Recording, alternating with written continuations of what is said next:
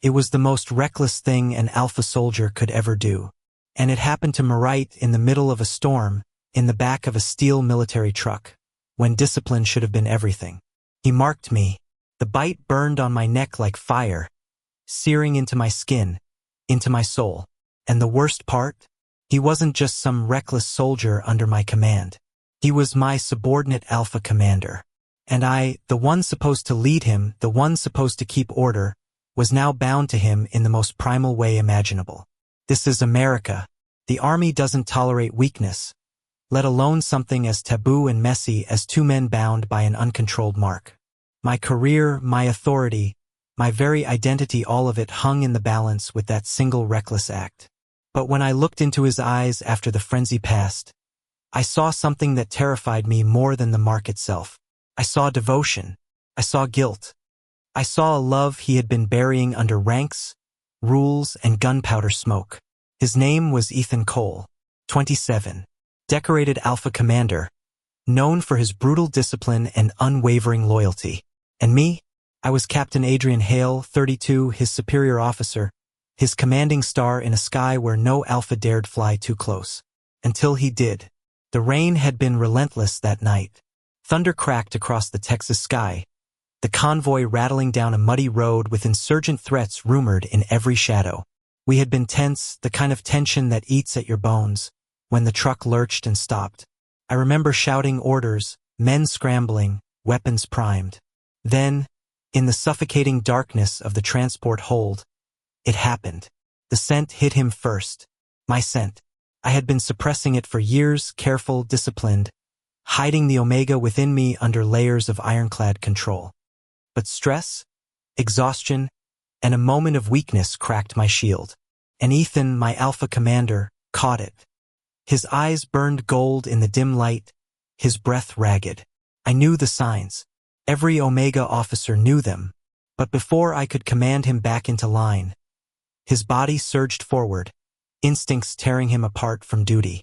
His hands gripped my arms, his mouth found my neck, and then the mark, deep, raw, claiming. The other soldiers didn't see. Thank God. The storm drowned my cry. The thunder masked the sound. But I knew, and so did he. When the truck rolled again, his chest rose and fell like he had just betrayed his own soul. He wouldn't look at me, and I sat there in silence, blood on my collar, the ache of a bond one had never wanted burning into my core. Days later, under the hard sun of the base, I called him into my quarters. "Shut the door, Commander," I said, my voice steel, though inside, everything in me shook. He obeyed, standing stiff, his jaw locked, shoulders squared.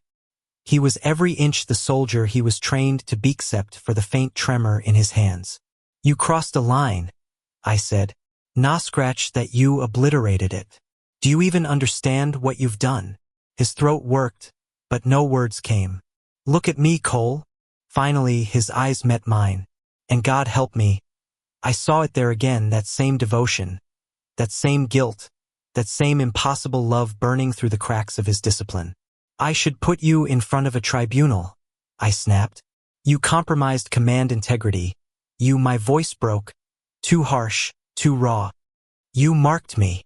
"I know." His voice was low, rough, as though dragged from the depths of his chest. "I know, Captain, and I'd take it back if I could. But I can't." "Damn right you can't." I paced the room, every step a war with myself.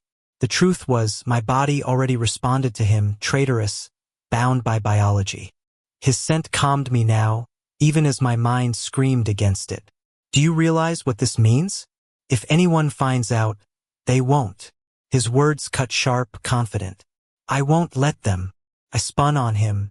"You think you can protect me from the army itself? From the regulations that would tear us apart, court-martial us both, strip us of everything we've bled for?" Silence. His jaw clenched. And then, softer, almost a plea. "I can't change what I did, but I can choose what I'll do now. I'll follow you anywhere, Captain, even if it kills me." The bond pulsed between us, alive, undeniable. And in that moment, I hated him. I hated him for ruining everything, for making me weak. and I hated myself for the flicker of longing that burned through my chest. Rumors spread faster than bullets on base. Soldiers whispered about the sudden tension between me and Commander Cole, about the way his eyes followed me in drills, about how I avoided his presence but never reassigned him. They noticed, of course they noticed, and in the army, suspicion is poison. One night, weeks later, when the desert wind howled outside the tents, I found him waiting for me by the shooting range, his uniform dusty, his face drawn. "Captain," he greeted, voice low, almost reverent. I tried to walk past him. "You're out of line." "Adrian." He broke protocol, his voice trembling with the risk of it. "Please, just listen." Something in me froze. He had never said my first name before. Not once. I turned, slowly. "You forget yourself, Commander." "I remember too much," he countered, eyes fierce, raw. "I remember the way you look at me when you think I'm not watching. I remember the night I failed you when I lost control. And I remember the bondant tell me you don't feel it too." My hand tightened into a fist. Because he was right. Every damn day, every damn second, I felt it. The bond tugged at me in ways I couldn't admit, pulling me toward him when I should have been pushing him away. "You're my subordinate," I ground out. "And you're my world," he said, reckless, desperate. The words sliced me open. Because I had fought wars on foreign soil. I had faced death in deserts and jungles. But nothing terrified me more than love that could destroy us both. The first time he kissed me, it wasn't soft. It was war. We had been sparring in the training yard after hours, fists flying, anger boiling over into every strike. He knocked me down. I flipped him back, and then suddenly his mouth was on mine, hungry, bruising, desperate. I shoved him back, panting, my heart pounding like artillery fire. "Do you want to end us both?" "I want you," he said, raw and ragged. "Not your rank, not your approval. You." For a moment the world stopped. The smell of gun oil, sweat, and desert wind clung to us. His eyes, God, those eyes held nothing but truth. And I knew then, I could keep pretending, I could keep hiding, or I could let myself fall. That night, I didn't stop him when he followed me to my quarters. And for the first time since the mark, I let myself feel what it meant. The air in my quarters that night was thick with silence, broken only by the slow rhythm of our breathing. Ethan stood close enough that I could feel the heat radiating from his body, but he didn't touch me. Not until I gave him permission. For the first time, the choice was mine, and I chose to let him. When his lips found mine again, it was softer, trembling with the weight of restraint. The soldier in him, always so disciplined, warred with the alpha instincts that demanded he claim me. But this time, he kissed me like he was begging for forgiveness, for a chance, for something that went beyond the mark he had burned into my skin. I let my hand slide up his chest, feeling the strong thrum of his heartbeat. "This doesn't mean anything changes," I whispered against his mouth, though my voice shook with betrayal. He pulled back just enough to meet my gaze. "It changes everything." And God help me, I believed him. But the world outside our fragile bubble wasn't forgiving. The mission came down 3 days later. A high-risk operation in a hostile zone. Insurgents entrenched in the Nevada desert outskirts. Intel pointing to heavy fire. I was tasked with leading the strike unit. And Ethan, of course, was assigned as my second-in-command. Every soldier on the team felt the tension between us, even if they didn't understand it. They followed orders, but they watched us closely. Whispers coiled like smoke around campfires at night. My authority was intact on paper, but in practice, every glance Ethan sent me, every unspoken command I gave him, threatened to unravel us. The night before deployment, he found me again. Alone. "You're distracted," he said, his tone low, dangerous, not accusing, concerned. "Your head's not where it should be." "And whose fault is that?" I snapped, slamming my locker shut. "You think I can just compartmentalize this? That mark, Ethan, it's a chain around my neck." His jaw clenched, but he didn't back down. "Then let me carry it with you." I almost laughed, bitter and sharp. "You already have."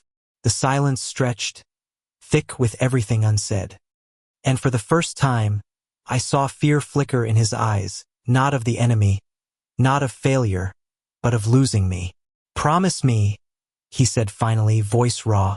"Whatever happens tomorrow, don't shut me out. Don't fight me alone." I wanted to tell him no. I wanted to remind him that I was his superior officer, that boundaries had to exist. But the words caught in my throat. Because the truth was, I couldn't face what lay ahead without him. So I said nothing. And that silence was all the promise he needed. The mission was chaos.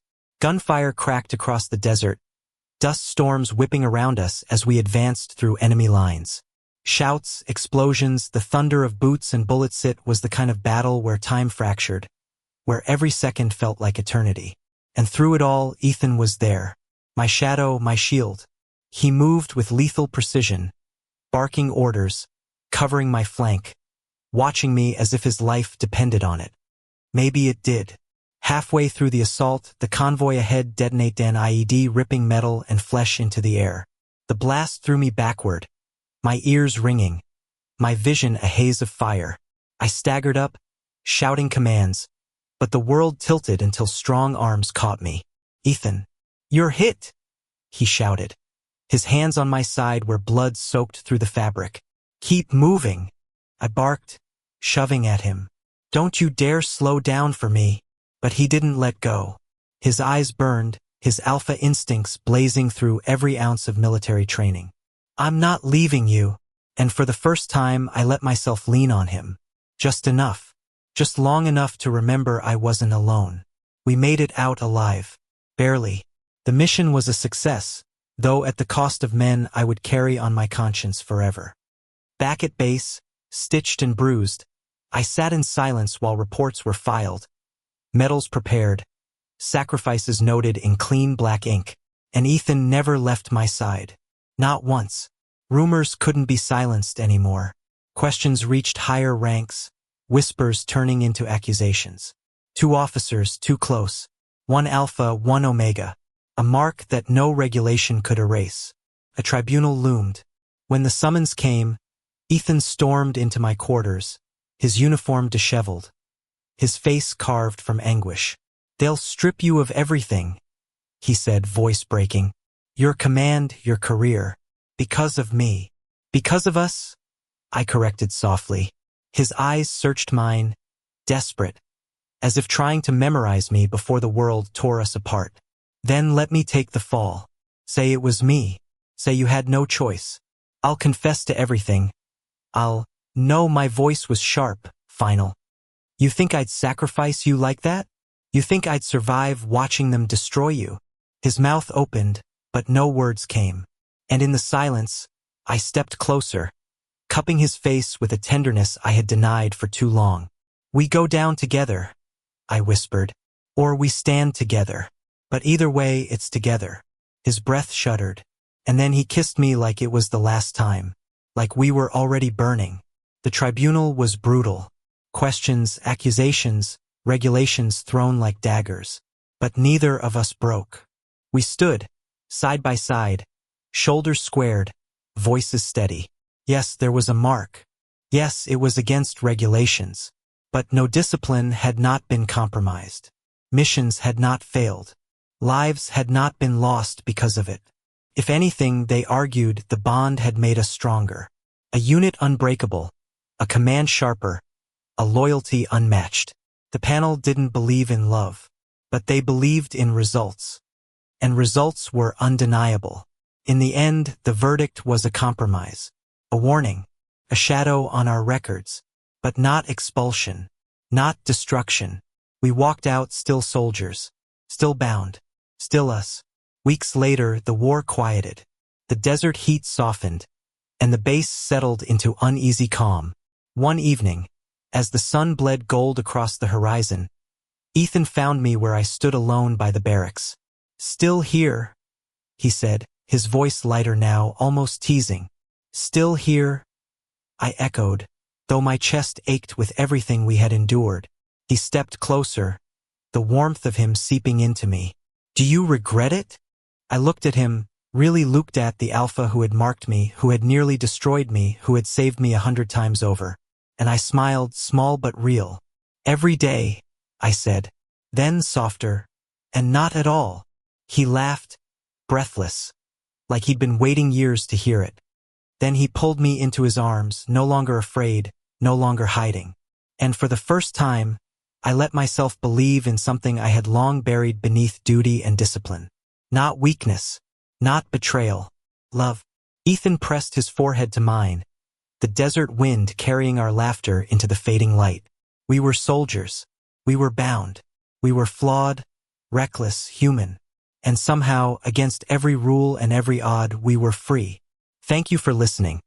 Don't forget to like and subscribe to stay updated with the latest videos.